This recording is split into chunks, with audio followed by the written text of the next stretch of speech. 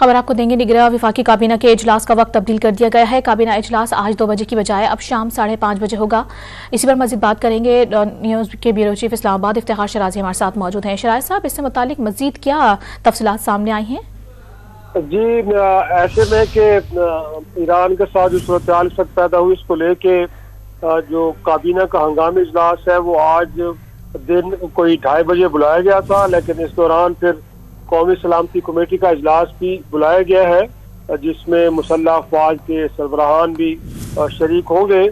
तो लिहाजा कौमी सलामती कमेटी के इजलास में जो फैसले किए जाएंगे उसकी तौसीक क्योंकि वफाकी काबीना करती है, लिहाजा वफाकी काबीना के इजलास का वक्त बदल दिया गया है।